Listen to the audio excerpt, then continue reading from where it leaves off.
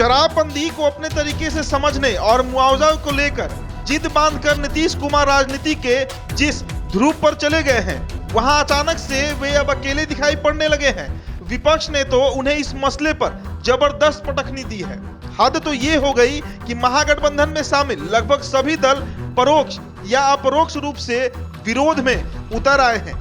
BJP तो नीतीश कुमार के इस कांड के चलते अब सदन से सड़क तक उतर गई है, जिसमें नीतीश कुमार ने साफ कहा, जो पिएगा वो मरेगा ही, उसे मुआवजा क्या।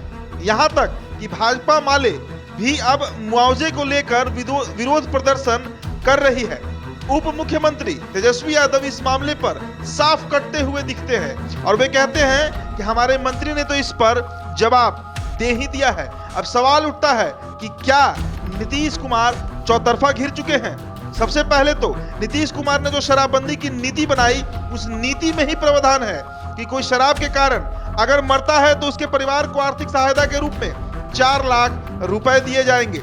सच तो यह है कि यह मुआवजा कोई सरकार के खजाने पर बोझ नहीं, बल्कि प्रावधान यह है कि यह राशि उन शराब कारोबारियों से लेनी है जिसने जहरीली शराब बनाई। अब यह प्रशासन का मसला है कि जहरीली शराब कांड के उद्भेदन में वह शराब माफिया तक कैसे पहुंचती है। इतना ही नहीं, शराबबंदी के बाद गोपालगंज के खजूर बन्नी में मरे 19 लोगों के परिवार को मुआवजा की राशि भी मिल चुकी है। तब मृतक के परिवार के नाम पर 4 लाख का एफडी करा दिया गया और उन परिवारों में 900 रुपए प्रति माह भी मिलते रहे हैं। अब मुआवजा नहीं देने की जिद ने राजनीति के उस किनारे ला पटका है नीतीश कुमार को, जहां से उनके साथ कोई भी दल खड़ा नहीं दिख रहा है। यहां तक कि आरजेडी और जेडीयू के भीतर कई माननीय विधायक भी मुआवजे के पक्ष में हैं। तो अब सवाल उठता है कि क्या शराबबंदी असफल क्यों हो गई है। दरअसल 2005 में सरकार में जब एनडीए आई तो शराब को घर घर तक पहुंचा दिया और अचानक से 2016 में शराबबंदी की नीति लाई गई। शराब का बहुत आसानी से पंचायत लेवल पर मिलना ने शराब पीने वालों को एक बड़ी फौज खड़ी कर दी।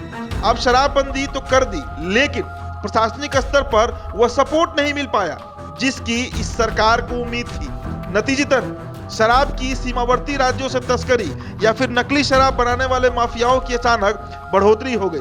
आप शराबबंदी तो कर दिए, पर शराब पीने वालों की संख्या कम नहीं कर पाए। अब इन तक शराब पहुंचाना बिहार में एक नया व्यवसाय बन गया।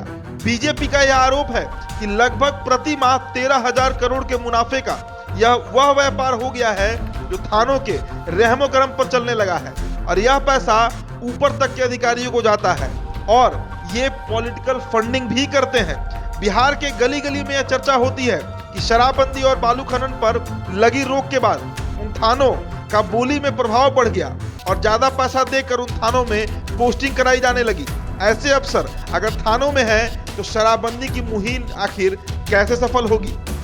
उपेंद्र कुशवाहा की बात कीजिए, यानी जेडीयू संसदीय बोर्ड के अध्यक्ष उपेंद्र कुशवाहा ने तो बिहार में जहरीली शराब से मौत के मामले में विपक्ष की ओर से मुआवजे मांगने को बिल्कुल फिजूल करार दिया है और उन्होंने कहा है कि अब कोई व्यक्ति कानून तोड़ेगा तो सरकार उसे आखिर क्यों मुआवजा देगी। इसके जवाब में पूर्व उप मुख्यमंत्री और राज्यसभा सदस्य सुशील मोदी ने कहा कि जहरीली शराब से मरने वालों के गरीब आश्रितों को मुआवजा देने से बचने के लिए सरकार ने पहले नियम को लेकर झूठ बोला और अब बिहार में जहरीली शराब से मरने वालों के बारे में झूठे आंकड़े पेश किए जा रहे हैं।